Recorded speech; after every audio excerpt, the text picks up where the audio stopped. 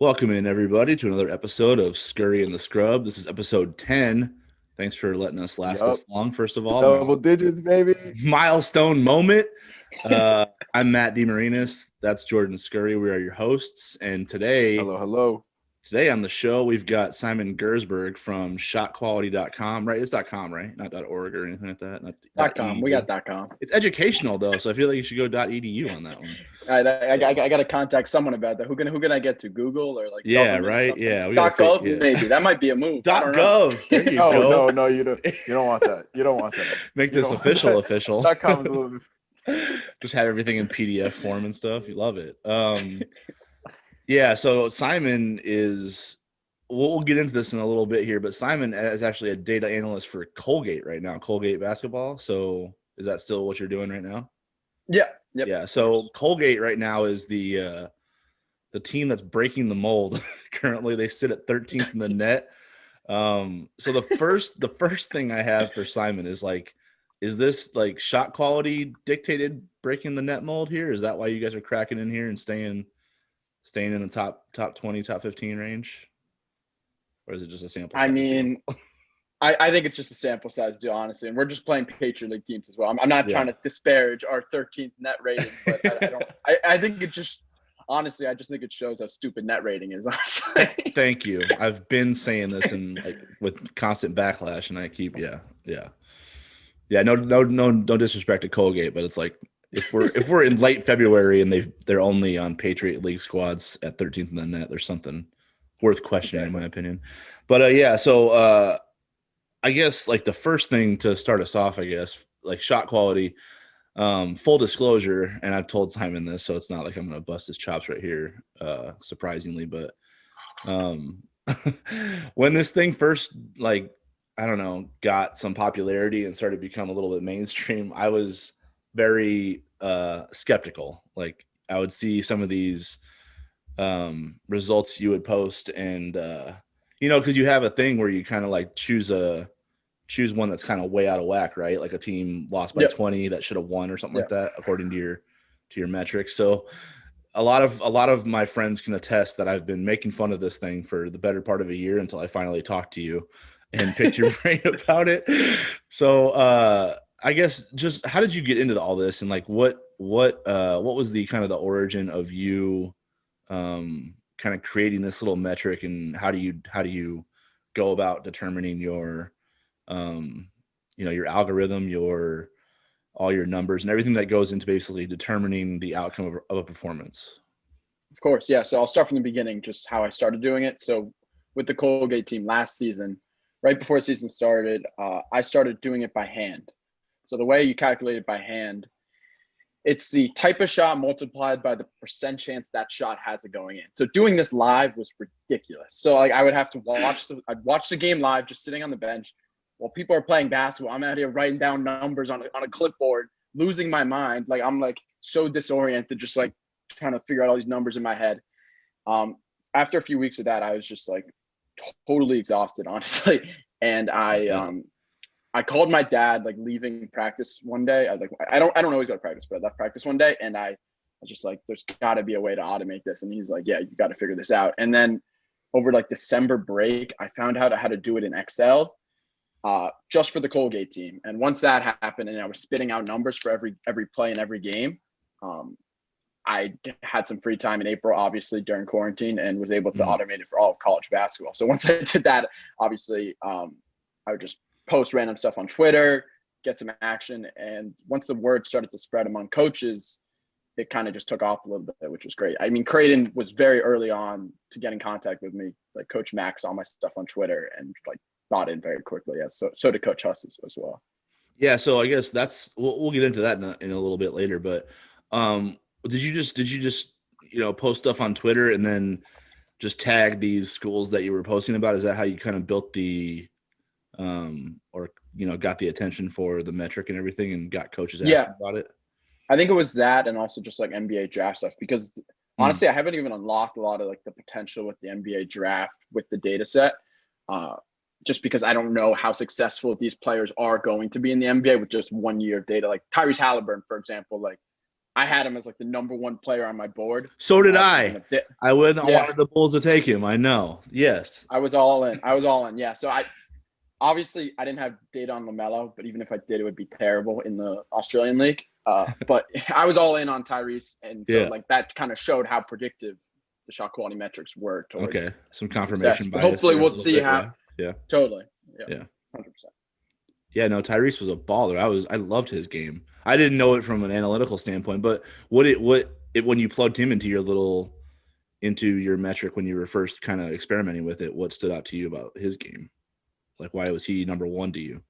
It was the finishing. Like, people just thought of him as like catch and shoot, like playmaking genius, but low-key he was like an insane drive to the basket player, and I feel like people just underrated that just because he didn't have like elite quickness, which was something that was just like, I don't know, a bias from watching rather than actually looking at the data set, seeing that he was like an elite finisher driving the hoop. Gotcha. Yeah, I was a big fan. Jordan, you like Tyrese Haliburton too, right? Yeah. Oh, of course. Yeah. I thought he was going to go to the Knicks and like really actually. Oh, I was so pissed franchise. because I'm a big Knicks fan. So yeah, Are you? so pissed. Oh, yeah. See, I thought he was Oh, we going got some to the Knicks Celtics going on here. Okay, this is good. I like this. Yeah.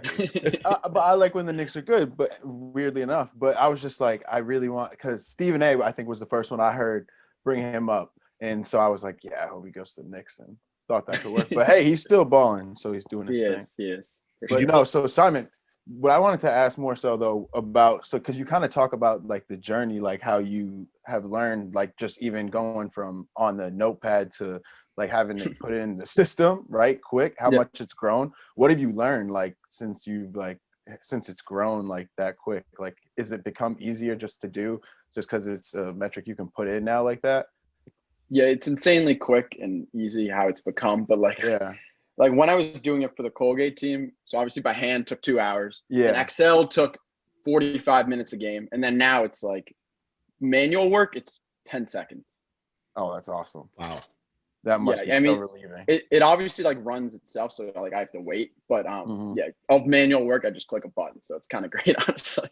That's awesome. Yeah. Were you nervous at all when you started getting some major college attention, like all these coaches that are, in the top 20, top 25 of college basketball are like, interested in your program all of a sudden? Were you nervous about how it would hold up under their, or by that time they contacted you, were you pretty confident in what you had going? And so I'm obviously very confident. And the reason I was is because my numbers matched. So let me go back a little bit. So with the Colgate team, the assistant coach does it by hand as well. So when I started automating in Excel, I had to match my Excel numbers to his hand numbers to make sure that the numbers worked and it was actually real. And once they started matching, then I started automating it for all of college basketball. And then we checked this season. So like the first 2 games of Colgate, the assistant coach did it by hand again, Coach Platsky.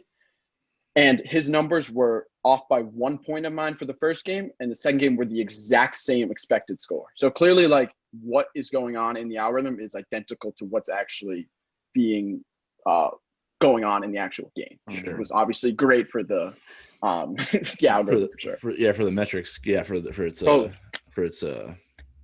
validity, for sure. The one thing I'm curious about is when you're doing it by hand, what are you charting? Is it just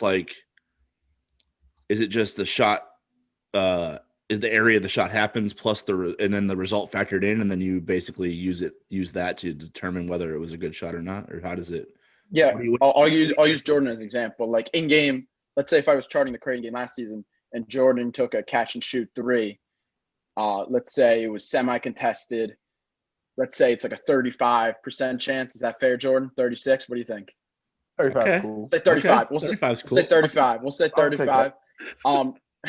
Then the shot quality value on that play would be 1.05 because it's 0.35 times 3 because it's 3 points. Okay. So that play would be a 1.05 shot.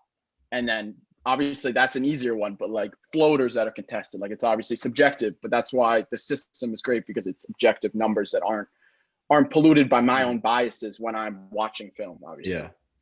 Now I saw Jordan do a offensive rebound, put back, dunk in practice one time. What's that shot quality like? What's that? Is that a good That's shot? got to be a 1.99. Oh, it's a good shot. Okay. 1.95. Jordan can get up. He's like, what are you, 6'2", 6'3"? What are you at? 6'2". All right, so 6'2", so 6'2", going right to the rim and then punching off an offensive putback is a 1.9, huh? I mean, the dunk is always a really good, Nice. good All value right, for sure. get up there, Scur. No, that's interesting. That is interesting though. So like you're saying from 3 it's multiplied. So if it's say 35% like that 3-point shot, it's multiplied 3 times, and then because it's a 3-point shot, Yep. then And then you if it's a multiply 2-point shot, you multiply by 2. So like okay. so like a 45% 2-point shot would be worth 0.9. Okay. Because 0.4 times. I'm sorry if I'm throwing too many numbers out here. No, No, you're this is good. what we wanted. So- That's what we brought. Yeah. No, because Right. we had known just I forget when it was introduced to us at Creighton about just like when Max started tracking it. He had done it. I think he started it. Had to have been like my sophomore year, honestly. Like Yep. he way back. Like he really got into this, and we would watch film, and like he said he kind of like using that method, like would go through and watch our film and graded each shot a 3, a 2, a 1, like, Yep. and then it wanted to be over a certain number. I guess like do you work with some of the players at Colgate and like they are aware of like the fact that the coaches and all that are charting these things in games and whatnot? So with the players more, I mean, one of my best friends actually at school is one of the better players on the team. So I like talk to him, but I'm not going to like, honestly, the Colgate staff believes more in like, we have like the best shot selection in the country anyway, just because of the way that Langold runs it. But like, I think there's a give and take because you just don't want to bore people with numbers. Like, especially you, Jordan, like imagine like me telling you like this shot is worth 1.05. This shot is worth 0.95. So Coach Klatsky honestly doesn't believe in that much in telling people explicitly that's a bad shot, that's a good shot with exact numbers. But I think you could still tell players and go over film and say good possession, bad possession, neutral possession. So I have that on the site for every play ranked. So like in a Creighton game, let's say Christian Bishop takes a catch and shoot 3. I mean, he's not a great shooter. So that might be a bad possession for the Creighton team. And I don't know if Coach Mack would explicitly go over that with Bishop, but it's something that I think players should be aware of for sure. So it's result based, and then you determine whether it's good, bad, or neutral, essentially. Yeah, that's just like another metric I have. So like if it's above the 66th percentile, it's a good shot. Okay. If it's below the 33rd, it's a bad shot. So depending on the player's percentages. So like when Marcus Zagorowski takes a catch and shoot 3, that's an incredibly high value possession, obviously. Same as like Mitchell Ballack, obviously. Yeah, that's what I wanted to. I was curious about that because I've seen some of the video breakdowns or whatever, and they have the percentages kind of where the shot is taken. So does distance matter for threes at all, or is it just a blanket 3 catch and shoot? Like, because this gets into something Great I want question. to talk about. Does distance matter at all, or does it toe the line or half court, or is there a disparity there at all? So if it's a distance does matter. Okay. And it's really just it's varied out. So like 17 to 25 feet or whatever. It's like location based. So it's not like the exact location, but it's like in a certain range, if that makes sense. Yeah. Yeah. Okay. So the follow up to that is, I don't know if you know this or not, but Mitch Ballack actually is takes like bombs. Yes. Man. Like bombs, like he detonates from across the ocean essentially. So he does practice them. Like it's a good shot for him. Believe it or not. It is. He's 12 for 24 the last 2 years from 30 feet and beyond. Like, so what in when you're breaking down Mitch's shot quality, like how good is he from that absurd range where it's like logo territory, where he's closer to half court than the 3-point line, that kind of stuff? What do you think his percentile is on catch and shoot 3s? I'm looking at his page right now. Oh my God, he pulled up the page. I love it. What do I think his percentile is on catch and shoots? Just normal, every single one. Yeah. Okay. Dang, catch and shoots. I mean, 99, I would think. Mitch? Yep, he's 99 in catch and shoots. Right. And off the dribble 3s, he's 95th. So he's absurd. And like what you were saying, the system adjusts based off how they do on each type of shot attempt. So like, Okay. let's say a guy's a better off the dribble shooter than catch and shoot. This is like Mhm. extremely rare. Doesn't happen. Mhm. But there are like anomalies. Like I think there's one guy on like Furman or something. I forgot which team. That's literally a higher off the dribble 3-point shooter than catch and shoot. And that's just because he's shot so many off the dribble threes and hit so many of them more so than the catch and shoot. Okay. So you have to do that Wow. so much more because otherwise it could just be a small sample, if that makes sense. Mhm. Gotcha. That's how the algorithm will move up and down. So with Mitch, Yes. so if Mitch is in that, you said there are ranges, right? So if Mitch is in that, let's say 27 to 35 range, what percentile do you think he would land in? He's in the 99th again still. Are you? No way anyone else shoots from there and hits. Yeah, from there there. is. That's true. No one Yeah. really shoots and hits from there, right? He would have to be No. the only one, essentially. That makes a lot of sense when I think about it like that. But it's so it's still ridiculous to hear it said out loud, like 99 percentile from the parking lot, essentially. It's absurd. That's It's crazy. absurd. So do you 'Cause watch no one it? else, Yeah, go ahead, Jordan. no one else pulls up from there. No Right, one- his there sample is size is no, low. there is no other. Like I think I sample was size. going back last year. Peyton Pritchard was now a Celtic, right, Jordan? Yep. Yes, he is. So like Peyton Pritchard, I think was 5 of 15 from 30 to 40 last year. So he's the only one who was even in Mitch's Even world, essentially, like the same hemisphere. Mhm. But Mitch this year is like 7 for 11 from that range. So he's even upped it.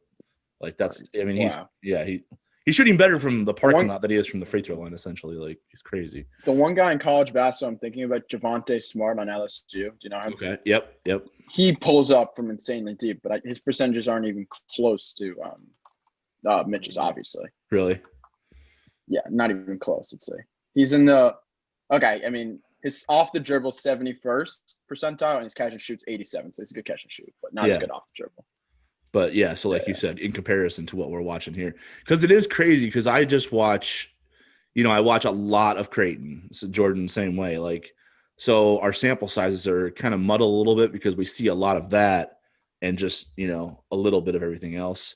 So you kind of wonder like how unusual is it that Mitch shoots from there and hits from there at a high rate, and when you break it all down, it's like, oh yeah, he actually is legitimately. Like if you have a conversation with the best shooter about the best shooter in the country, you better not have it without that man's name, like being mentioned. So he has to be in there. So Not even close. I think the only guy is a Mitch Pawlik fan too, huh? Oh, no doubt. I think him, Jordan Shackle on do you know him on San Diego State? He's absurd. He's like Klay Thompson, honestly. Yeah. And then the third guy is Corey Kispert, obviously. I think those are Right. probably Yep. three best Yep. shooters. I think that's spot on. Thought so too. I think that's spot on. I would say those are the best shooters in the country for sure. Mm-hmm. No, Kispert's got that. Go ahead. Funny enough, Matt, I was talking to Jalen Wyndham about the kid from San Diego State. San Diego State. San Diego State. Yeah. And I was just like, he Yeah, he's a like, because remember how Dub would get hot in practices sometimes and just go for streaks. I was like, that kid reminds me of that, like him like that. So yeah, those are the three. And then Kispert, I had a lot of time playing Kispert in scout team, Simon. So I'm familiar. And I think those are the three. that guy might be tough to scout for us. Seriously, he's got like he's gotten better every year, especially off the dribble too. I know he's like a lottery pick this year. I feel like Weirdly. Yeah. So how many coaches have gotten behind this thing now? Like maybe I don't know if you feel comfortable outing teams or anything like that, but how many teams do you feel like are on board with this metric and use I have it directly on the website? There's no NDAs. And when did it? Like how many teams are actually using? Yeah, when did the first coach reach to do their thing? No, just to add to what you were saying. Yeah.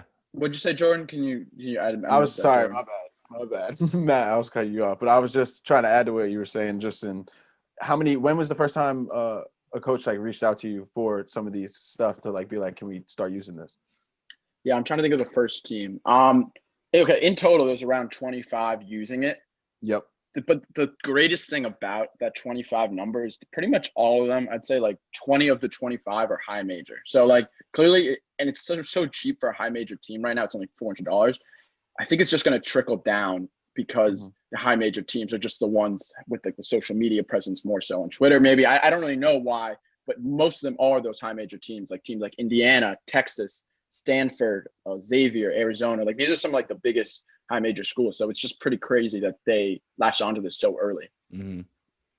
So you think it's all because of the social media following? Then they're on there. They talked to you. They liked it, so they got on board. I think it's a lot of word of mouth as well. Yeah. Just like randomly. I mean, just how like Coach Mack mentioned your name, my name to you, like randomly, like right. Yeah. It's just like word of mouth things that like I can't even like. Obviously I'm not sure, but it's what I imagine. No, he told me about it, and I was like, dude, I've been making fun of that thing the whole season. What are you doing? He's like, no, you got to talk to this dude. I'm like, okay, if you say so. And then I was picking your brain. I'm like, yeah, probably a little wrong. Go ahead. Wait, so when did Matt get behind it? How far back was that? Because I remember like I was saying, he had to have brought it up like sophomore year. So I had a conversation with him and Coach Huss in October, and he was telling me Coach Huss was basically breaking down his system, like you were mentioning, like the 1 to 3 or whatever. And Coach Huss, like 10 minutes into my pitch, goes to Mac, and he's like, "Yeah, like what this kid is doing is like 50 times more advanced than what we were doing before." Like he was like, okay. Like it was so early that he was just like, "Yeah, this kid has like 95 different variables, and we're just like charting like 1 to 3." So I think it was a pretty easy transition for them, honestly. Okay. See, because that's what I've been trying to piece together here. Like I've been like, wait, because we started doing this back like the 1 to 3, just that value. Yeah. And then so now that's crazy because I'm not even obviously not there now, like graduated last year. So like to know that we never even used it as far as advanced as like as when I was there, but now they are like as advanced as your stuff is like. So yep. That's crazy. I didn't even know. Yeah, I think a lot of the teams that did, because there are so many teams in college basketball that do this 1 to 5 or 1 to 3 shot quality scale. Yeah. So I think that those are the teams that are going to latch on to the shot quality site more so because they know the value of calculating the quality of shots, but now they just have an automated way of doing it rather than doing it by hand. Taking it a step further. Exactly. Yeah. Let's see that. So I'm curious about a couple things. One, how big is your sample size that you've been able to plug into here to your metric and get basically, a baseline for certain teams? And off of that, just for starters, what kind of variables go into it? Like, different gyms have different sight lines, crowds, crowd sizes and things like that. Because it's kind of a weird time right now. There aren't really home court advantages these days because of the COVID-19 pandemic. So I guess how much still would probably go into some of these variations of your data based on just, these, like I said, sight lines, crowds, different type of stuff, whatever you can. So the only quantifiable like variable with home court is foul. So Jordan, I'd be interested if you've noticed this. So this is just like a random study that was done like a few years ago. Basically, you're 7% more likely to get a foul drawn at home than away. And conversely, you get 7% less fouls drawn on away. So that is included in the algorithm. So basically, like if somebody drives to the hoop, they'll be bumped up 7%. That they'll be draw a foul compared to somebody on the away team who drives to the hoop, if that makes sense. Definitely have felt that on the road, but like I didn't know that's you don't know, obviously. Yeah, but no, it's good to put a percentage to it. It's good to have a real number to it. Exactly, yeah. So that's the only variable so far. Like, so how have your metrics held up on, let's say, like MTEs, neutral court type of games and things like that. Like, if you get into a tournament where, the pressure's on, the stakes are high, the crowd is engaged, but it's not necessarily rooting for or against you. It's just kind of loud and, maybe distracting. Do you anticipate any changes to your performance metrics based on those type of situations? I mean, that's just something that's like so unquantifiable, but I would love to. Like that would be like the next like if I like honestly like senior year, like I'm going to be doing like a thesis on something with shot quality, and I need something like that, like the hot hand, like something that's like a psychological factor in the game, like crowd noise, how that affects the quality of shots, stuff like that. Like I really want to look into stuff like that. It's just hard to quantify right now. Sure. And I'm not going to, let's say Michigan Ohio State are tied 65-65.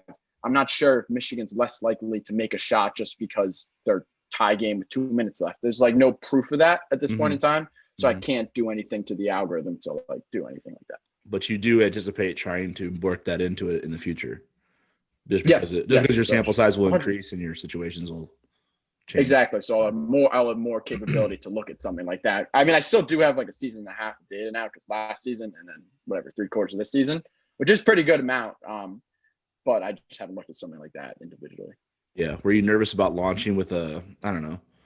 Were you nervous about the size of your sample and prior to launching? Did you feel like the thing could hold up, or were you pretty confident that as more attention drew to this, because like I said, the first thing I saw to it, and I think I've seen this a lot in your mentions, is like you'll post a game that was, I think I want to say Tennessee and Florida was one.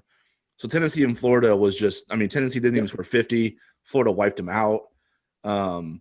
But in your metrics, Tennessee should have won that game. I don't know what the percentages was, but easily the majority of the time, based on the quality of shots each team took and made.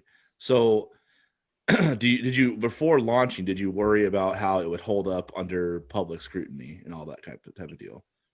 I wasn't. I mean, obviously, like fans are going to be fans, but like I'm not worried about that because I know it's so predictive to winning. So like it's their choice to not believe in it, but I know like the correlation to winning, and I wouldn't put it out if it wasn't high enough and match the Colgate coach's numbers as well. So like I know it's real, but obviously all I can do is put it out there and see how they respond. I think a better example than Tennessee is honestly Alabama. So like at the beginning of the year, I don't know if I've told this to you, Matt, yet, but at the beginning of the year, Alabama started 4-2. Mm-hmm. But based off the shots they got in those 4-2 games, no, actually they started 3-5. They started 3-5, but based off 5-3. They started 5-3, but based off the shots they got in those 8 games, they were supposed to win all 8.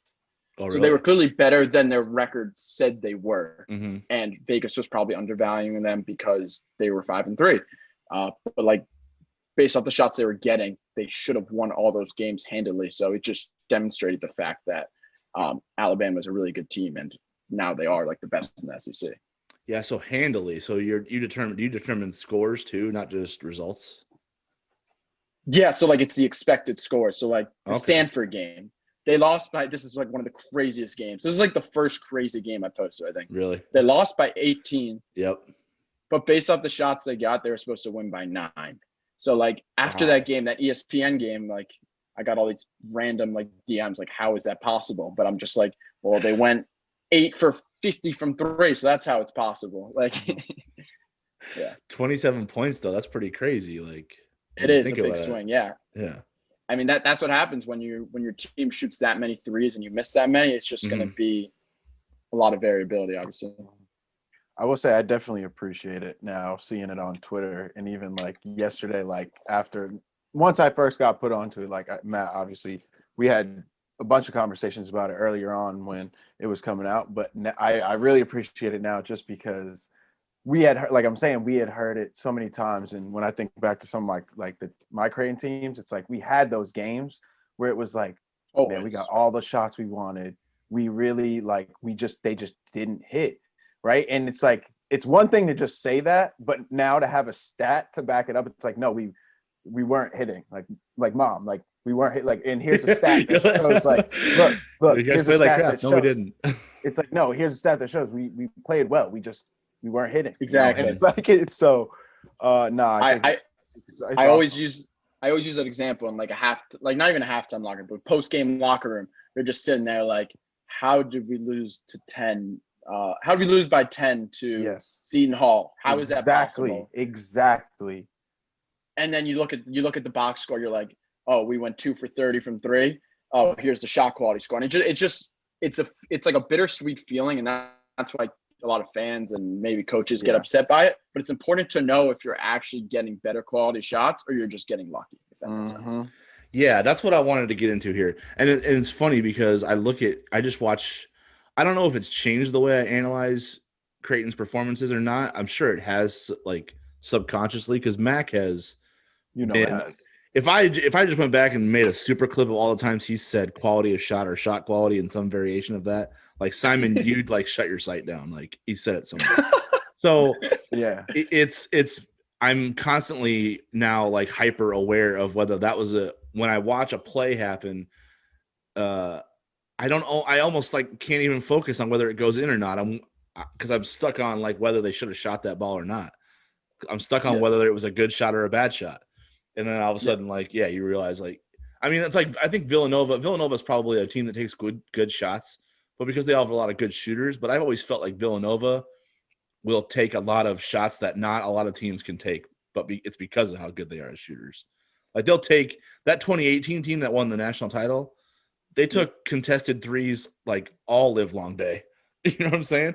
That's not a good shot for 98% of the country, but because they have, 4 leaguers on their roster, that's a good shot for them because they can hit all those things. So it's like, I mean, I go through that in my mind. It's not as simple as like when people like obviously I have a stat that's like rim and three rate and stuff like that, but it's not as simple as if you get shots at the rim and three, you're going to be a good team. Right. Mississippi Valley State shoots like 55% of their shots are threes, and they're the worst team in the country. So it's not as simple as that. It's about the quality of looks you're getting at the rim and three, which Creighton is just unreal. And even if you take mid-range, like there are particular players that are good enough at mid-range where it's a good shot.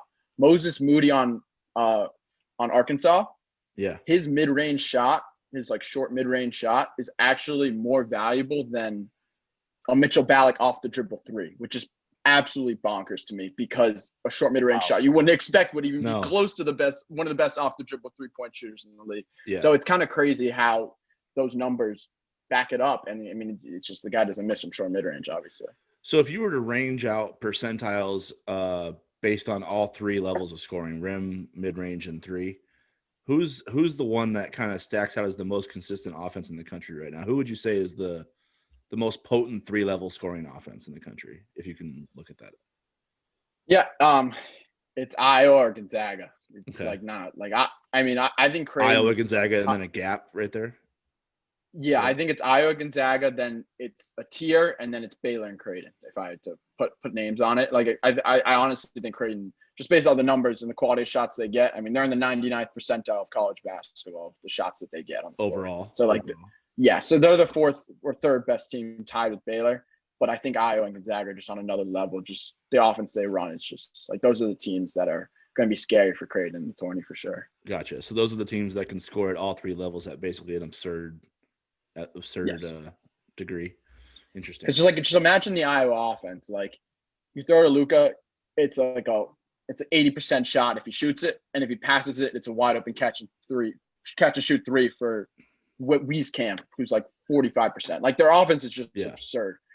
So I mean, I think that would be the most incredible game, Iowa versus Creighton. I would cry to see that game in the tournament. A lot of people that's like my dream Final Four this year because of like how awesome those teams are offensively. Like Iowa, Gonzaga, Baylor, any variation of that grouping would be kick-ass games right there. That's just like modern basketball to me. I've been like freaking out for the tourney. I'm just so excited. Like I can't even imagine. Like past years, like I follow basketball and I did my research before the tourney, but this year it's just like I know like Mississippi Valley State's like record right now. Like that's absurd. Yeah. Yeah, you're in it. You're in it, man. You're in it. I'm obsessed now. Honestly, I'm locked in. So I think if I recall, Iowa Gonzaga is one of your games that maybe this might surprise people, but you didn't have that result going the way it went. I think everybody would say Gonzaga dominated that game and, looked like basically a fringe NBA roster on typical out Gonzaga. On the court. Yeah, typical Gonzaga, right. You actually had Iowa winning that based on expected score, didn't you? Yes, I did. Yeah, that was a big difference. So Gonzaga won by 11 based off the shots taken. Iowa was supposed to win by – no, Gonzaga won by 11 based off the shots taken. Gonzaga was supposed to lose by 16. So that's a huge difference, honestly. Wow, really? And that was because Jalen Suggs outperformed his expectation, like in terms of shooting. Drew Timme outperformed his expectation. And Luka totally underperformed his expectation based off the numbers he's been putting up to that point in all season. So it was kind of an anomaly game where Gonzaga really outplayed and Iowa underplayed, which was just rare, I guess, for them. Yeah, so that's one of the other questions I had about it because I saw the sample size and I'm like, well, hold up. because teams bring in, especially in college, you have the one and dones, and you know, you have like a Kentucky that'll have, or a Duke that'll have 4 or 5 new freshmen playing large roles every season. So with Jalen Suggs, you said he outperformed his baseline against Iowa, right? How do you determine a credible baseline for a new player like Jalen Suggs? Or That's a Cade great Cunningham? question. Yeah, so it takes time. It takes around 5 shots in each area to learn the system. So basically, let's say a guy hits their first 5 threes. They're not going to skyrocket to the 100th percentile in that area, but because they've only had 5 attempts, they might move up to the 60th or 65th. So it takes time in each area to move in the algorithm, which is the way it should be, because it could just be out of expectation shooting. And that's why it gets really confusing, honestly. But that's why everything's regressed towards the mean, which is how quality of shots should be. Like someone like Corey Kispert, like because he had such great numbers last season, I knew his area and I had so much data on him. This season was valued more, but he had less room to move up and down, while someone like Jalen Suggs is almost like a clean sheet. So he's going to move up and down quicker, obviously. Sure, right. There's going to be more variation. So I just pulled up the numbers. Oh, sorry, Jordan. I just pulled up the Iowa Gonzaga quickly. In this game, Iowa shot 4 for 22 from 3. Gonzaga shot 50% from 3. So, I mean, like 18 threes, and they probably should have 4 more, and that's the difference, honestly, based on expectation. It was just a random game, but yeah. So just based on that, it would work. Like, it's better. Shot quality would just, like, this metric works better when you have more, like, it works better for a 4-year guy than obviously freshman, like, or a dude who's just coming, like a Jalen Suggs. I think more so in the first 3 games of a freshman. So, like, at that point, Gonzaga had already played like 7 games, I think. So it wasn't like an absurdly small sample size for Jalen Suggs. But for a guy like Jalen Suggs, his first game, he's going to be in the 50th or 45th percentile variable until the algorithm learns his areas. So maybe it'll take 2 games for Jalen Suggs to figure out what his good and bad areas are. So I'm not getting too many numbers at you guys. I'm just throw them all. No, you're good. Yeah. So that's the one thing I'm curious about that, because it's kind of like what Jordan just said there. Someone who has a larger sample size would benefit more from this metric than someone who's new to college basketball, because they know where their spots are, essentially. So I'm curious if that has, if you've seen team-based improvement of the schools that use this program throughout the season, because they've been able to learn and teach what good shots and bad shots are based on what you're showing them. Yeah, it's a good question. I mean, I can tell you, like Duke is actually a great example of where they have a lot of freshmen every year. Yeah. But they were still getting great quality shots at the first 6 games. They were supposed to win all of them, even though that they were 4-2. So basically, it's not as simple as like, okay, this freshman, because it's just such a minuscule difference from the 50th to the 60th in one game. Okay. It's like a 0.001 difference for that game. And then the next game, it'll learn it. So it's such a minuscule difference for those first couple games for freshmen that it doesn't actually impact the score significantly, if that makes sense. Gotcha. Yeah, so the one other thing that jumps out to me in one of these metrics that I'm curious about is your record luck. Your record luck metric. So can you explain what that is? I think so you have a scale. It's like positive 15, negative 15, then 10, 5, 0 in between on each side. So what is record luck, and how does it, I don't know, maybe predict what you're expecting going forward, I guess? Yeah, so I think this is probably the most predictive stat for teams that are either doing poorly or playing worse than expectation or better than expectation. So I'll give an example. George Washington, GW, random team in the A10. Mm-hmm. They're 3-9 this season, but based off the shots they've been getting, they are supposed to be a 7-5 win team. Interesting. So basically, they have just been super unlucky, lost a bunch of close games, and also just have been so unlucky with the shots that have been falling and haven't been falling for their opponent and themselves. So they're a team to bet on in Vegas. So like today, they played Rhode Island. Rhode Island was favored by 9 points. GW won by 9 points. Really? Okay. Yeah, that was just a random game. So like that's why the predictive stuff is going to be big with shot quality, however it works out. So when you look at, I think Iowa State was one team that has a negative No, they're a positive regression, right? Let's say.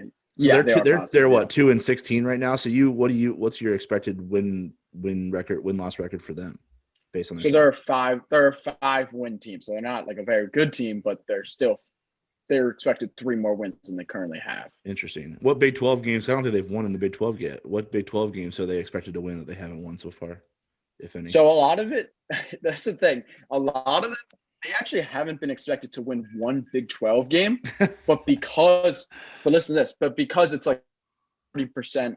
So like against West Virginia, it was a 35% chance of winning. Uh-huh. Against TCU, it was 26%. So these add up to a win over the course of like 8 games. Okay. It's not about win-loss. It's about the quality of looks you're getting over that course of time. Yeah. So eventually luck works in your favor as much as it works against you. So all that together would equal exactly a win out of that group. It's kind of funny though. Exactly. It's funny that the like that team actually hasn't been expected to win a game and they haven't. But they're still a positive regression team because that would be crazy to lose all those games. Even though that's what I saw. I was like, wait a minute, they're 2-16. They have a positive regression still. That's crazy. Yeah, exactly. Well, Creighton's another team that has a positive regression right now. I think they're plus 3.8 or something like that. Yeah. So when you assess, this is kind of what I want to get into now because we can get into a little NCAA tournament talk, is like some of your favorite teams. And I want to start with Creighton. They're plus 3.1 right now in your record luck. So what do you see as their predictive future? Like, are they right where you expect them to be? Are they under where they should be? And like, how far does a team that has their type of metrics in your system go? So they are supposedly 1 win better than they currently have, and they're the best team in the Big East based off the quality of looks. So basically the biggest difference in one of their games was that Providence game that they lost by 4. Jordan, I'm sure if you were in that locker room, that would be a perfect example of like, damn, we got good looks, but I don't know what to tell you, Mom. It's funny. Yeah. It's funny. Like timeout though. It's funny because Jordan was actually texting me in that game, like he was not worried at all. Like he was like, we got this. Like we're getting all these looks. I think he was talking just like that. We hadn't even talked about. We were getting great looks, but it was just that they dug themselves into that hole so early on. Jordan was. If we go back in the text, Jordan was supremely confident. Basically, even after the dug a 23-6 hole, he was like, "They got this. They're playing fine. They're gonna win." And I was like, "No." I was like, my response was, Simon will laugh at this. My response was, the basketball gods don't forgive that first 8 minutes. And Simon would probably roll his eyes at that. He's like, that's not even numbers based. That's just nonsense. So, but yeah, Jordan was on the shot quality wagon then. He was like, Creighton's going to win this game. So how did Providence, how much of a shock to your metric was Providence winning that game the way it did? So basically, based off the shots both teams took, Creighton had an 83% chance of winning. So Jesus. They got so they were supposed to get 12 more points than Providence based off the expected score. So clearly they just got better shots, and it just didn't. Like Denzel Mahoney in this game, he had 5 points. Based off the shots he took, he was supposed to have 15. Really? So he must have just missed bunnies that he doesn't miss. That's the difference. That's crazy. Yeah. So does it factor in, like, Providence is always a more longer physical team than Creighton? That's just the way the matchup dictates. So does your algorithm adjust for the matchup at all, or does it just say, well, 100%. Here's where Denzel? Oh, really? No, that's like one of the biggest variables, honestly, because when Luka Garza takes a shot against, actually use this example today, and like at the end, if Luka Garza takes a shot against Mississippi Valley State compared to Michigan, it's like a 50% difference in making it. Against Mississippi Valley State, he's not missing that shot, like no matter where it is. But against Michigan, it's probably like a decent shot because they have the best interior defense in the league. So it totally adjusts based off the quality of interior defense. Wow. And like Nate Watson being like an insanely large human being that blocks every shot, like that's obviously going to have an impact when Denzel Mahoney takes a shot in the paint. If that makes sense. But you still had him as expected to score 15 points. But he still was supposed to score 10 more. Even with that. Wow. Yeah. So one of the themes I'm noticing here, though, is like, because we talked about, if you talk about the Creighton, the loss at lost to Providence, and then the Gonzaga and then Iowa game, we talked about where these guys have, like, whether it's Denzel has this 5-point game or Luka Garza like has this dud of a game, like how much of that have you noticed? Is that like a common theme in these games that are like teams should have won and all that? Is it does it come down to more so these guys like teams having guys who just underperform, or does it have more so to do with some like defenses being like playing better? Like what in the algorithm kind of like shows What's that? the difference? Yes, Yeah. yes. This is like been the number one thing I've been studying the last week, honestly. And the number one like variability to the real score to the expected score. So like in these crazy games, like that Alabama-Stanford game, that Providence Creighton game, it's when teams miss an inordinate amount of easy shots. So if that's a catch and shoot three, or if that's a layup. So like in these particular games, when Denzel Mahoney only scores 5 points and is supposed to have 15, that's so unrealistic and inconsistent with his data set that it's just going to spit out a Creighton 10 extra points, obviously, because he's such a great finisher. Same thing with Alabama when Petty misses 10 catch and shoot threes in a game when he's supposed to hit like 4 of them. That's going to be a significant difference in the score. So that's usually how the difference goes.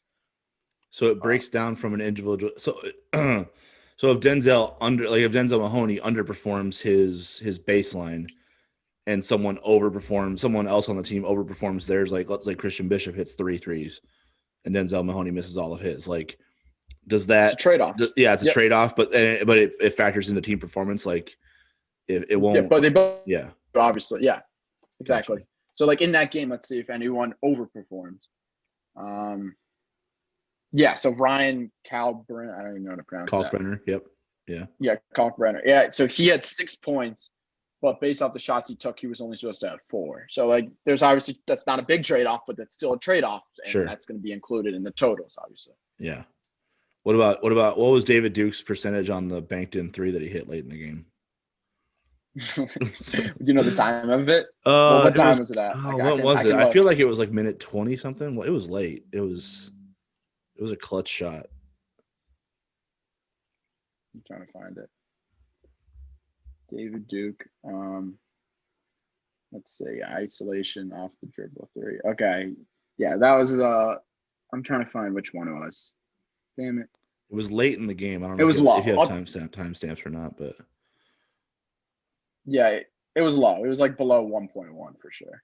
Did we realize how much more playing time I would have got with this? Like with this data, I would have rounded up all my garbage time minutes. Would have had I would have had ammo now. Now I would have been coming to Mac's office with like, yo. Well, this is like Simon needed to get into like the runner business and like just find high school recruits. He's like, hey guys, I can help you kill it at the next level if you just like use this stuff. Yeah. That's what there's so many different routes, honestly, with it. I know, which is obviously a great thing, but it's pretty stressful with like it's stressful like figuring out what's the best route. So like actually this week I'm like releasing some of like the prediction stuff that I mentioned earlier. So like using past numbers to predict future games. So Creighton's next game, who's Creighton play next? DePaul, which is usually DePaul. the most unpredictable team in the whole entire world. So yeah. But let me tell you what the score would be in that game. So it would be, oh my gosh. Is Creighton home? Yep. Okay. So it would probably be like an 18-point spread or something absurd. Really? Just because Creighton's playing better than expectation and DePaul's worse. So we'll see what happens. But I might bite my words. But I mean, that would be what the shot quality. Well, not that you'll bite your words, but there are a little bit another variable here is that Creighton's will be coming off of a 10-day layoff essentially. So it'll be their first game in 11 days. DePaul just played St. John's last night. So does that matter at all? Like, and how much? See, this is another issue with the data set because yes, you could make an argument that 10 days off will hurt the team, but you could also make an argument that 10 days of rest will benefit the players. It is like a balance, right? So that's why like Michigan the other day against Wisconsin. Yep. So that was a perfect example. I guess they were sloppy in the first half, but they pummeled them in the second half, and they were on like a 30-day COVID layoff. Mm-hmm. So I guess you could say the poor play in the first half was due to that. We could also say the great play in the second half was due to rest. So I don't know. That's too hard to answer, honestly, with real numbers. And it's been different too because Louisville is a team that like some teams have come out of these pauses and they've been competitive or they've won, they've handled it okay. Louisville has come out of 2 pauses and gotten boat raced. I mean, they got beat by, what was it, 37 to Wisconsin and then 45 last night. What are those performances? Yeah. What do those performances tell you, if anything, when they're coming out of those? I mean, that's not going to be something. Hopefully, for the love of God, we better not be dealing with this again. Yeah, going forward, where we're coming out of pauses, for crying out loud. But when Louisville, like a team like Louisville, now they've got two games where they've come out of these pauses and just laid absolute eggs all over the court. Do you know which games those were, so I can see the scores? So Louisville, Wisconsin was the first one. So I think, and then last night was North Carolina. Yeah, North Carolina was last night. Yeah, so both of those games, they got terrible quality shots. So that's an interesting fact. It wasn't even that they like missed easy shots. It was just they got terrible looks. Okay, so they're totally out of sync then. Totally out of sync. Like it wasn't even like they were missing open threes. It was more so that they were turning the ball over a lot, getting dominating the boards by UNC, stuff like that. Gotcha. So yeah, do turnovers factor in? Do you grade possessions essentially, or do you just grade shots? No, turnovers is like the biggest thing. So basically it's a 0. So that's a big difference. That's obviously going to be So like in a game that Creighton gets 20 turnovers, no matter how great shots they get, it's going to be an issue for the total expected score. Actually, Coach Mack wanted me to separate turnovers from the shot attempts, which I'm planning on doing after this year, I think. Yeah, that's what I was thinking too. A team like Creighton, like even though they don't turn the ball over that often, there'll be some games where they do. And to understand that they're still getting good shots is important, and differentiating from turnovers. And that was so funny that Coach Mack was like, he like emailed me about that, and I'm totally going to live up to that and change it. So yeah, that was a good idea. Yeah, because that's the one thing I know and Jordan can speak to this from the locker room speeches, but if Creighton has a poor decision making or poor ball handling game, Mac won't even mention like shots or stats like anything else. He'll be like, we were sloppy with the ball, we didn't make right decisions this way, we didn't get in the paint, set our feet, and make plays for other people. Like his narrative will totally be on that, and he won't even mention the shots, like the field goal percentage or anything like that. He won't even talk about it. So that's interesting. Well, no, he would always bring that up though, because just in practice, like he preaches that, because he's like, the worst thing we could do is turn over the basketball, because that's a chance we don't get to take a shot. He's like, and know, like how, and especially with the frequency in which the Creighton offense likes to like put up shots, it's like that's the worst thing you can do, because it's like what a Mitch at the end of the buzzer 3 is like just hoisting that up. Think about that, is significantly better than just not getting a shot up at all. Correct. Yeah. 100%. So it's like 100%. Like having that is key, and knowing that. So that's why I think it'll be actually interesting to see when you take it out, and turnovers are a whole different thing. Yeah, I mean, honestly, with turnovers, it's more predictive, like holistically for a team, because a team like Tennessee, like they don't get great shots on offense, but they don't turn the ball over, so it aids their offense overall. Creighton does both. They don't turn the ball over often, and they get great shots, so it's just going to aid their offense. But seeing a team like, I'm trying to think of a team that turns it over a lot that's still really good. I can't even think of one, but a team like that would be interesting. They're still getting good quality shots. Yeah, that pretty much tells you. I can't even think of a team. Yeah, that's what I'm saying. That says a lot. Yeah, exactly. Yeah. Because turnovers are just so impactful, obviously. Yeah, so who are some of your favorite teams in the country? And are they your favorite teams in the country because they look good in your metric? Or is it like, do you see how they play, then translate it to your metric, and then go, oh yeah, that's just a really good basketball team right there? Like, who are some of the ones that like out to you? If like I found like a fanboy here, but like if you ask my roommates, I would 100% say Creighton. I mean, Colgate obviously won. Really? But Creighton's too, like lock, because just the way they play, like pace, space, layups, threes, it's just like the most beautiful basketball to watch. I actually texted you during the Villanova game. I'm just like, this is incredible. Like this is like the greatest game to watch. On this podcast, we call it basketball nirvana. Basketball nirvana, right? Yeah.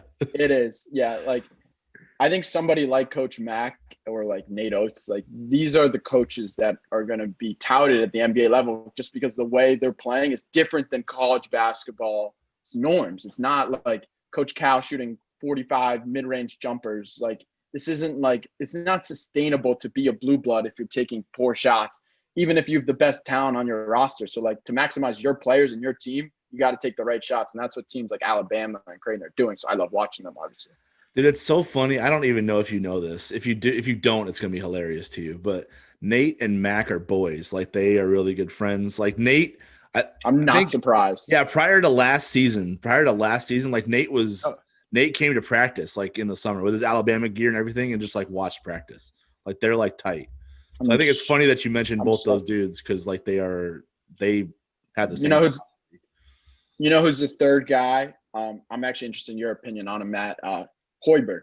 It's Hoiberg. He does not have the talent right now, but if you're betting on one team to be good in the future, it is the Nebraska basketball team. I'm Really? dead. I am dead serious. Oh, wow. I saw you say this too, and I almost texted you when you you said it. I was like, you can clip this. You can clip this. we I'm will. I buying can't wait. stock. We are. Oh, we are. I'm buying stock. If they give him a fair chance to build the roster, like I'm buying so much stock. The way he plays, he was actually this is I'm not trying to like talk shit, but like No, please he called do it. yeah. So he called me one day and I was bringing up the Alabama team and I was mentioning like the way they play is so similar to you guys, and he was telling me yeah. So Coach Henry, whatever assistant at Alabama, was with him with the Bulls. And a lot of what Nate Oates adapted was what Hoiberg did in the NBA and Iowa State. Okay. And like just the way he plays, if he can get the roster that to construct well with his pace and space and his 3-point shooting and everything, like the way they manufacture catch and shoot looks, they just don't hit them because they have bad shooters. But like he gets the right look, so I'm buying stock. So here's the thing. I actually did see you. Yeah, you go first. Actually did see you tweet this, and I almost hit you up right away. I was like, dude, whoa. Because you're like, I think you said there's one team you're buying stock on, like going forward, it's Nebraska. And I'm like, really? That's the one you're picking? So, well, it's a low stock too. Yeah, that's it's very cheap. That's a penny stock. It's a penny stock, actually. Yeah, that's a good point. That's a good point. So with Hoiberg, it's not the what, it's the who with me, right? So right now, I'm not questioning what he's running or what he's trying to implement. I'm questioning the guys he's paying to bring in the dudes who he wants to do it, if you know what I'm saying. Like, they don't have high IQ basketball players. So Yep. They're a mess right now in terms of anything else Hoiberg can do. Like, Hoiberg's value is inherent in his what he can do on the whiteboard, what he can teach from a technique standpoint, the principles he can instill in guys because he doesn't want to be coaching every possession. He wants to let those guys go out there and do their thing, and then his system will take care of itself at the end of the day. Right now, he has a bunch of like guys who just don't understand the game at a high level. So they're trying to run his system, which the problem with Nebraska is like they try to play with pace. Well, if you play with pace with a bunch of dudes who don't understand the basketball, they're going to make a lot of mistakes. 100%. So that's just what I see right now. So and I think you mentioned they don't have the right guys in there, but they brought all those guys in. So that's the problem that I have right now is there's a disconnect between what they're attracting in terms of talent versus what they want to do. I don't question Hoiberg from a schematic standpoint. I question it from what they bring in to execute it. That's why they're terrible right now. Yeah, and I'm saying that it's not his fault. I think that's a fault of being in the Big Ten and being recognized as the worst team in the Big Ten. Like if you like Jordan, let's say you were like a top prospect coming out of high school and you were just deciding between two schools, Creighton, who's been super successful in their division, or Nebraska, who's got a great coach but hasn't won in 10 years. Like, it's just not a great argument, despite saying that he's an NBA coach. Like, it's just hard, I think, to bring those high-level guys. And why not choose Michigan State or like schools that have had a track record of being successful over Nebraska? So I think that's more of the issue for him, and I think he'll probably solve it out soon. That makes sense. I mean, yeah, he's got a 5-star coming in next year, so it's coming slowly, very slowly, but in theory, it's coming. You were nice about it. Honestly, I'm just like, and you can buy stock, Simon, but I'm just like, honestly, Nebraska, they're gonna struggle to get dudes still for a while. Yeah, I guess, no, they will. In my opinion, it's just because dudes are like the scenario you just broke down for a while. I just don't think they're gonna be like, yeah, I know you could preach the system there, and you could preach this that Hoiberg can do all these things. Yep. But I mean, college basketball is such a short window now. Dudes don't want to go somewhere where it's like, oh, in 2 years it's going to be this great offense, and that's what you're saying. and for a place like Nebraska, especially in the Big Ten, I mean, I don't know. Yeah, I know. No, that's I don't think. Go ahead, Simon. it's a talent. It's a talent acquisition. So like the reason I'd buy stock in them is because if they can get the talent, I know the system is gonna work. Okay. Like imagine like if you switch rosters with Creighton's roster with this is actually really interesting background. You switch Creighton's roster with Nebraska's roster. Okay. I don't think they have that different of records, honestly. Like Coach Mack is an incredible coach, but I think Hoiberg like at that level just doesn't have the roster. And that isn't an insult to the Creighton basketball team at all, because I know I'm on a Creighton podcast, but I just think that they have the ability to be that successful with the roster. Yeah, I mean that kind of makes. I mean, it does make sense. At the end of the day, the guys who win the games are the players. So Yeah. you're not off base with that. The thing that I wonder about Hoiberg, and I don't want to get too far into the Nebraska analysis here, but like he's far removed from Iowa State, in my opinion. Not only from the successes of what he did there, but also the way he did it. Back when he was winning at Iowa State, there was a whole bunch of like he was kind of like on the cutting edge of bringing in all these essential like transfers and just guys who had chips on their shoulder and something to prove at this level. Like the guys he all brought in, the guys he brought in like that, everyone's bringing in those types of dudes now. Yep. Yeah. I mean, it's like the market has expanded. The net, you're casting a wider net now because everybody's in on those dudes. So the innovation is gone from that aspect of it. And then I don't know how much of the shine worn off from the Bulls, but I have to imagine some of it because now totally. as a Bulls fan, 3 years. Bulls fan, we can talk about the front office screw ups like until I'm dead and gone. There have been so many. So they never got him. They never put a roster together for him to actually play his preferred style. And then I just imagine that just broke his will at some point, and then all the other stuff came into play where he's like, yeah, he doesn't seem fiery or motivated and all that garbage. Like he seems fiery and motivated at Nebraska, but it's again, he's fallen into the same trap where they don't have the roster to play his style. So when I'm trying to map out their future, I'm not confident they're going to be a good basketball team until they have some high IQ dudes running around, taking the right shots, making the right plays, not turning the ball over. I mean, for God's sake, their last possession against Illinois is like a microcosm of everything Hoiberg's dealing with right now. He literally called a timeout, drew some magic up on that whiteboard, sent 5 dudes out to do it like a millisecond later, and none of them had a clue. So what's Hoiberg supposed to do? You know what I mean? There's only so much you can do from an X's and O's standpoint and a schematic standpoint. If you send 5 dudes out there right out of the timeout to execute what you just drew up on a whiteboard, no play in between, we have 6.6 seconds to do, or 15.6 seconds to do this. And this is what we're going to do. And then they go out there and none of them move. Like none of them moved. They're like, they all looked confused. Like he just drew a Latin passage on the whiteboard. Like, what was that? Like none of them said, wait, I'm confused. None of them said that in the timeout. They all walked out on the court, said, yes, coach, 1, 2, 3, break, whatever it is, whatever BS they use. And they all just stood there like little lost puppies. Like, okay. You know what I mean? That's what he's dealing with. So if I'm buying stock in that, I'm holding off on a minute. I mean, it's cheap stock. You're not lying about that. So it's good to get it on the ground floor, I guess, right? This could be Apple in the 80s or Amazon in the early 2000s. Oh my God! You did not just compare Nebraska basketball to Apple on this podcast. He did though, and we don't edit. He did that. That's live. That's no. It's not Blockbuster. It's not Blockbuster. Okay. Blockbuster. I'm telling you. Here's just leave that tweet up. I'm gonna screenshot it so you can't delete it. We'll see. Ages, though. It's okay.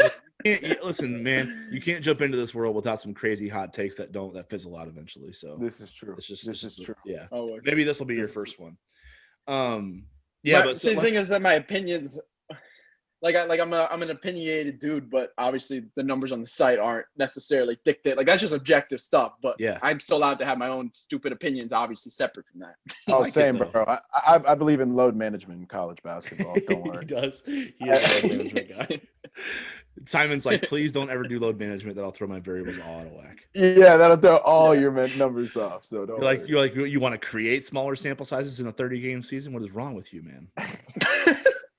Very true. Hey man, very true. I just want my guys to be healthy at the end of the year. For sure. So like, okay. So on a predictive basis, we'll give you Nebraska, and we'll call that a long-term play. We won't. When they lose out the rest of the season, we won't give you too much shit for that. But no, not it's 100%. I don't expect them to be successful this season. Yeah, but if you start calling some harder shots, like when Bryce McGowan gets there, and you're like, oh yeah, they're going to be an NCAA tournament team this year, we're gonna be monitoring that pretty closely. Oh yeah. Give me your other.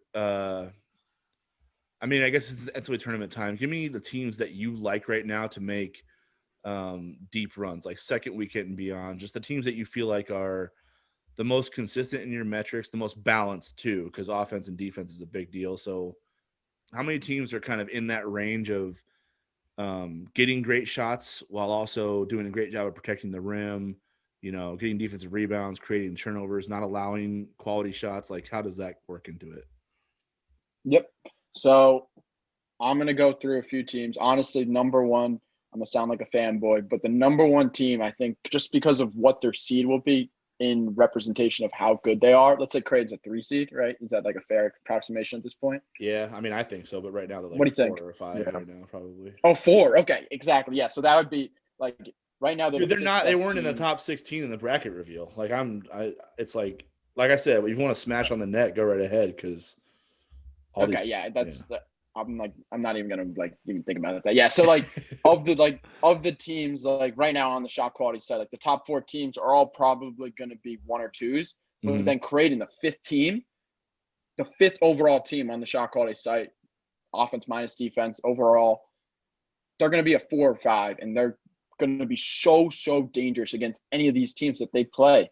So yeah, like they're one of my not Cinderellas, but one of my picks locked in already. Like I just believe in them.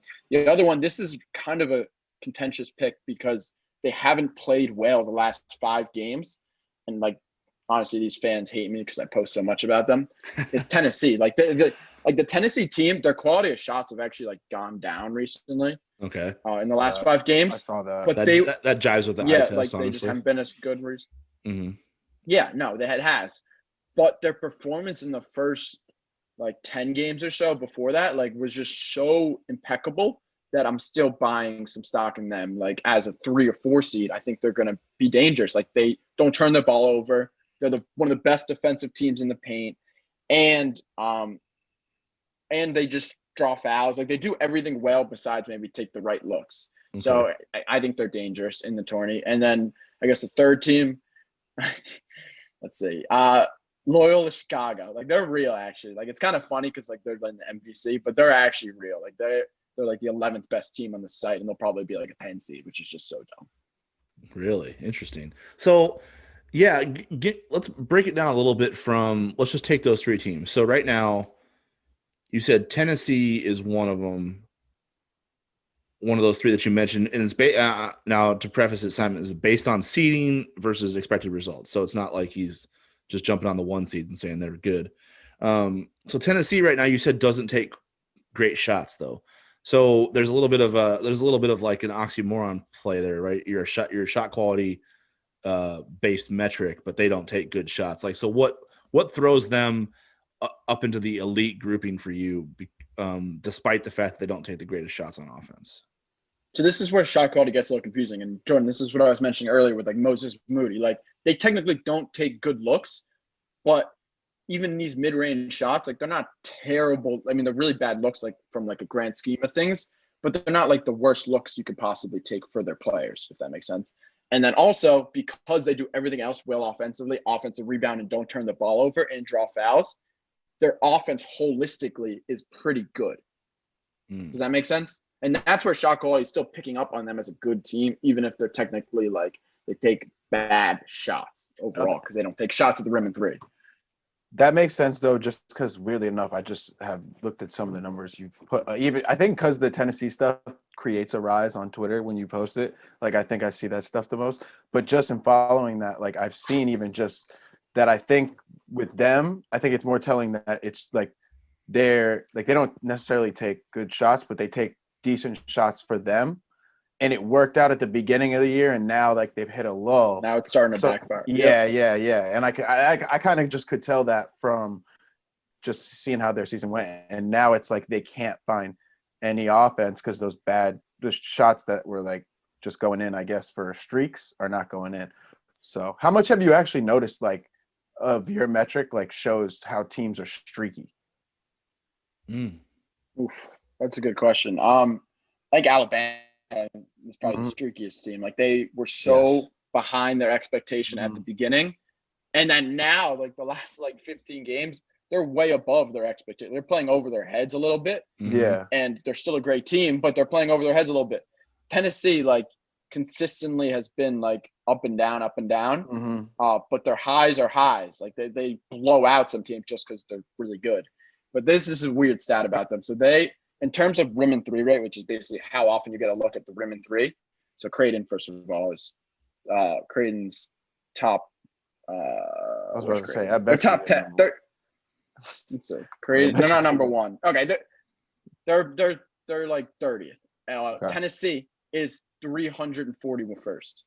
Oh, so really? it's kind of crazy that they don't take shots. Like they take so many mid-range, and they're still a high-value offense just because of everything else they do on the floor, which is kind of interesting. Wow. Interesting. Wow.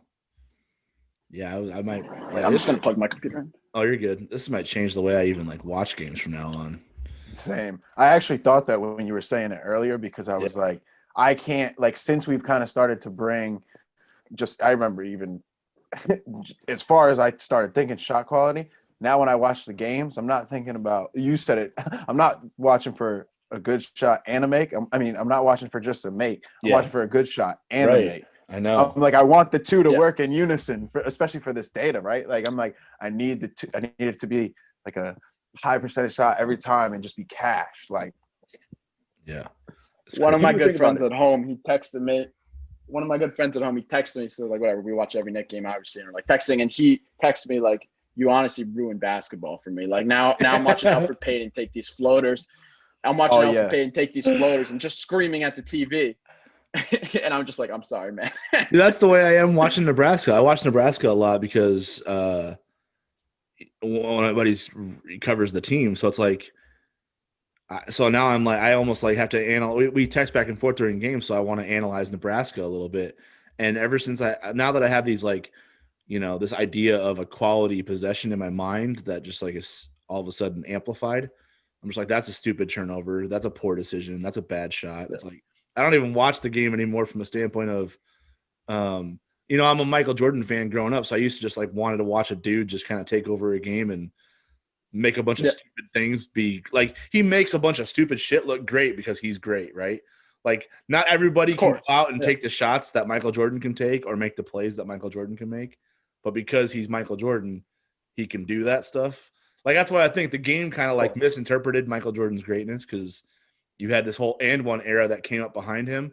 It was like the Iverson thing. Iverson was a high volume badass too. So the and one era came after that. And they're like, okay, I just got to be like super awesome one-on-one, like do all this crazy stuff, fadeaways and like crossovers, like, 50,000 crossovers to get a guy on tilt. And it's like they kind of got lost in the sauce a little bit there. So like, yeah, those dudes are like Hall of Famers. Chill. Like that's just individual greatness you're watching there. So yeah, I have watched the game a little bit differently now that I try to analyze quality of a possession. Jordan, you made me honestly with your question earlier. I just wrote down something that I'm gonna add to the site. The thing you said about like the variability stuff, like talking about like teams, like how often they change. Like I think that's a great feature to show like on a team page, like Creighton, like.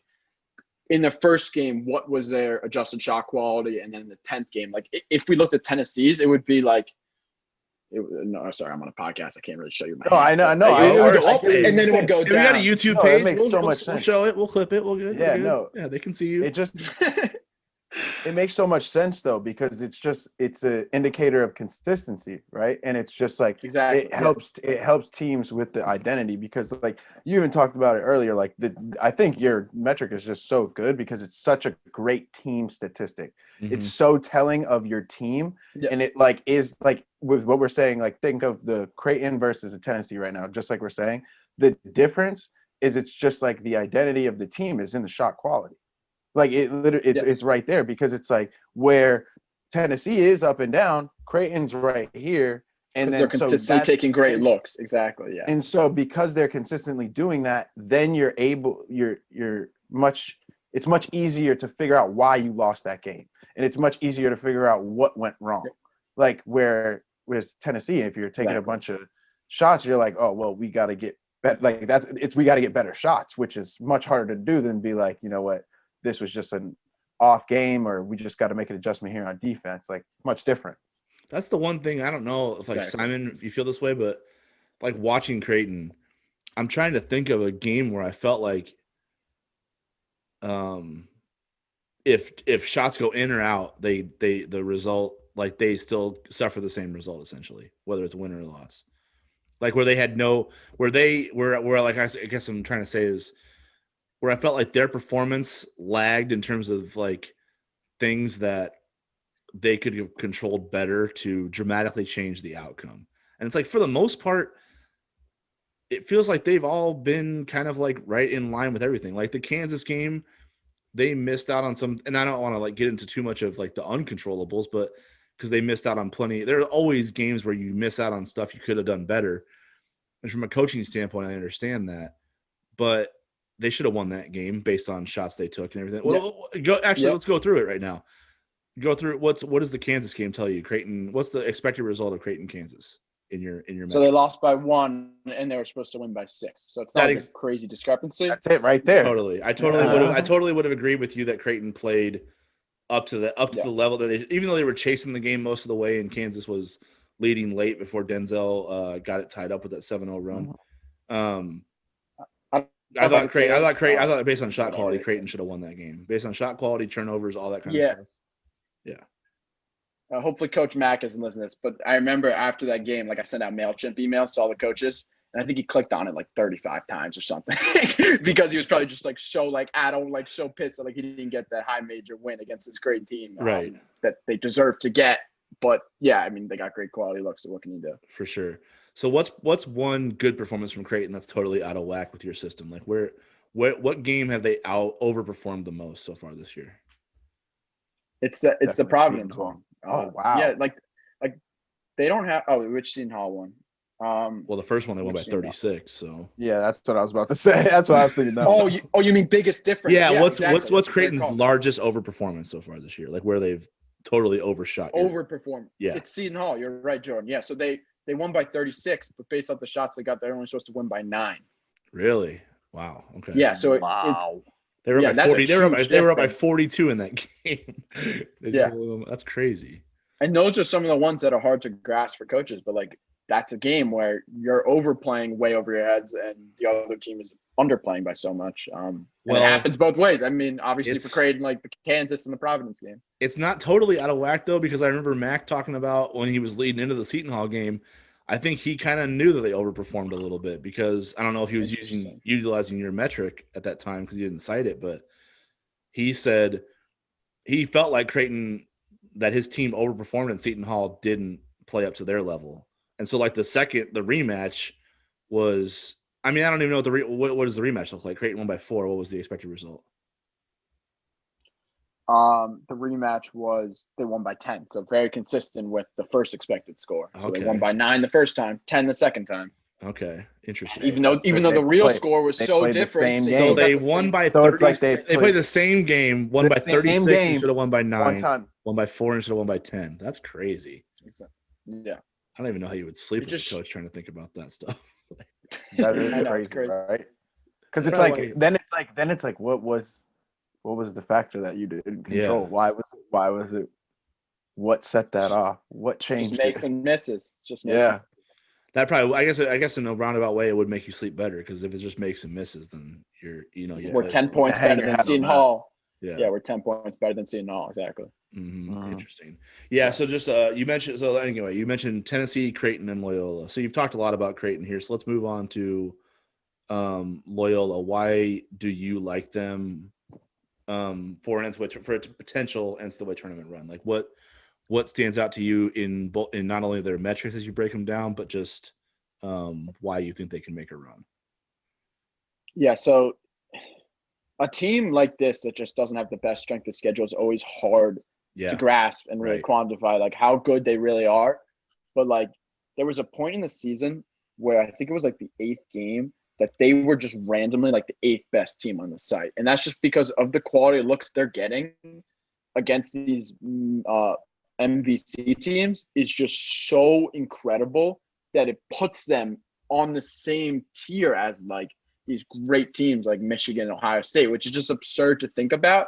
But when you beat teams like Northern Iowa and Indiana State by 25 expected points, you're a really, really good team. So like what they do really well in terms of all of college basketball, they're the third most efficient shots when attacking the rim, the 5th most efficient when shooting threes, and the 23rd best in defending shots against the rim. And just those 3 right there will put you, if you have those 3 metrics, like you're guaranteed to be like a top 10 team in college basketball, just because like that's absurd to be those high and those 3 variables that are so important, obviously. Interesting. So does Loyola utilize your system then? Do they track shot quality and everything like that? No, I talked to their video core. I think I like DM'd them once, but no, they don't use it. They don't use it. Oh wow! So they could probably unlock even more if they were trying to do this intentionally, huh? Interesting. Yeah. Do you do individual performance evaluations at all? Do you have a performance rating for individual players? Because we talked a little bit about Mitch's, so like in each percentiles and whatnot. Like So who are the best? Who are the best players in the country? Who are the best players in the country according to shot quality? Number 1 is pretty much expected, like over, let's say like 300 possessions minimum. Let's just do. Okay. It's Corey Gerszberg. It's not even close. Like he's like, and that's crazy because he's a point guard wing, and usually like wings would be or point guards would be undervalued because they turn the ball over so much compared to bigs. Bigs just don't have the opportunity to turn the ball over as much. But even with that, he's still the most efficient player in the country, which is just ridiculous, obviously. Interesting. And then Luka Garza's right there with him, obviously. Okay. Are there any surprises? Are there any? Oh, go ahead, Jordan. No, Gerszberg's only not surprising because I'm like, yeah, I guess when you're the best shooter on a team with 4 other NBA players, it's like, yeah, you'll probably get great shots. Like, and you know how to create. Of course. You'll probably get great shots. Like, always. You're not going to have to work too hard, so there'll be good quality. So easy for him. Yeah. And then the third guy, I mean, we're just staying on par with the best offenses, like we mentioned earlier, Matt. Like, Drew Timmy's 3rd in the country. Like, Timmy's really good. Gonzaga is 2 of the 3rd best players in terms of offensive shot quality efficiency. Like, obviously, they're going to have the best offense just based off them too. So let's zone into the Big East a little bit. Like, who are the best players in the Big East right now, according to your metrics? I was going to ask on performance ratings. Yeah, let's see. I know Marcus is up there. Actually, I don't have a way to sort by conference. I can only sort by team, which sucks. Oh well, let's I gotta add that. Let's add that to the list. Let's add that to the list. I'm gonna contact my web developer right after this, baby. Nice. Okay. Yeah, I mean, honestly, I don't have an easy way to tell you without telling you that Marcus and Christian Bishop are probably one, 2, and 3. Okay, so whatever. I don't even care if it sounds like a Homer podcast at this point or not. But the whole narrative on Marcus this year, has been like he's underperforming these preseason expectations. Yeah. And I only have like the old-fashioned numbers to go off of, but his numbers this year are right in line with where they are last year. In fact, he's turning the ball over less than he was last year. His free throw percentage is higher. His three-point shooting is right in line. The only thing that he hasn't done at the same level as last year is make shots around the rim. So exactly. So I'm like, okay, so we have this like I don't know what happened with when Marcus was declared preseason player of the year in the Big East, but the baseline for him just shot through to the moon essentially, and now essentially he's been like a disappointment. When you go back and just look at the preview narratives of every Creighton game that's been on national television so far this year, It's like, yeah, Marcus is struggling at this. Like, yeah, he's not doing up to par with this. And it's like, are you actually watching these games? Are you seeing these stats? Like, what part of it is not living up to it? So it's like, I'm laughing now because I've been rolling my eyes at this all year. And you say, according to your metrics, that Marcus Zegarowski is the first name you can think of when best players in the Big East. Yeah, exactly. And it's the areas that like aren't always the most efficient is where he capitalizes. Like off dribble threes. Yeah. It's basically a 40% shot when he takes an off the dribble three, which is absolutely bonkers if you really think about that. That's like Because Steph like Curry. that That's like like Steph Curry level. Like seriously. Yeah, it is. It is. He's in the 98th percentile on off the dribble threes, which is that's insane. Yeah. That's insane. Yeah. So what are his? He's been on the podcast a few times, right? Yeah, we've had him once so far. Yeah, he's a great friend of the program. He is. You're the follow-up to his episode, actually. That's funny. Yeah, I don't know if do you have like decision-making metrics at all for point guards, like assist, turnover ratio, all that kind of stuff? I don't know that factor in. So some of the passing, so some of the passing stats. I should have gone through this earlier, honestly. But this is what Coach Hutz and Mac were really into at the beginning. So basically, I'm sure you've had plenty of games, Jordan, where you make great passes and the guys just don't hit shots in those particular games. So like what? We lost you. Shot quality. Are you muted? So like there will be some game. Oh, what just happened? I don't know. Did my microphone just turn on? Your audio is going in and out a little bit. You're good. No, my headphones turned off. It's all good. Whenever you're ready. You have to start back over though. My bad. Yeah, I know. You're about to get into it. I was ready. Yeah. No, I was a bad hand guy. I'll restart. Yeah, so some of the passing metrics that shot quality breaks down is basically there'll be so many games where point guards make like 10 passes to wide open catch and shoot shooters, to open layups, and they just don't fall, or even to fouls. Like these are things that like are so out of the control of the passer. And I think that's unfair. Like I actually came up with this as one of the Colgate guys on the team because he was pissed that he'd have some games where he makes like 10 passes to wide open players and they just miss him. And then he looks at the ESPN box score and it says 2 assists. So it's bullshit. So like that's what tracks is the expected assist total based off the passes you're making in these games, which is obviously really important. That's a good metric. I like that one. So like I guess just looking around the league, like Jeremiah Robinson Earl is probably the front runner right now for player of the year. I feel like his game has gone, like you can even see it in his, in his range stats. Like he's shooting better in the mid range from 3, and that just opens up everything else because he was already an absurd finisher inside. So he seems like right now the front runner for player of the year in that conversation with Marcus and everybody else. Like, what does he look like in your system? I actually just found a pretty cool game with those stats. So this Connecticut Creighton game, when Creighton won by 8, I'll just go this quickly. Marcus had 2 assists in this game, but based off the passes he made, it's supposed to have 5. So that was just one game where like he made great looks and just like the guys didn't hit him in that game. But let me go back to Jeremiah. So Jeremiah, it's fine. So he's really efficient in long mid range. He's like one of the more. He's the 91st percentile in long mid range shots, which is pretty rare. But besides that, he takes a lot of different variety of shots, and he's not like particularly efficient in any of them besides long mid range. Like his drive to the basket's in the 28th percentile. His catch and shoots in the 45th. He's like all around the middle in all these areas. Actually, okay, it's pretty surprising. Interesting. Yeah, I wouldn't have guessed that one. I wouldn't either. But so Christian Bishop was another one you mentioned. What are some of the elite areas of Christian's game on shot quality? Yeah, what's Christian's drive to the basket? Yeah, I feel like that's really That's what I want to know. That's all I care about the rest of this podcast. After he said drive to the basket, my brain went Christian Bishop. What is it? Yeah, he's in the 88th percentile on attacks to the hoop, which is not totally absurd. It is absurd for a 5-man to be in the 88th percentile because usually that'd be all guards, right? Wouldn't it be? No, it could be both because technically, like like I'm sure Luka Garza's in the 99 because like he'll catch it in the post and then drop. Yeah. That's still technically a drive if you attack that way. Okay. Well, like, that's what I was thinking along the lines for Christian, because that's what he does so I'll tell you of the time. The most efficient play that Creighton runs is when Christian gets that pick and roll to the basket. That's their most efficient play. That and the Mitchell Ballack off screen catch and shoot 3 are back to back.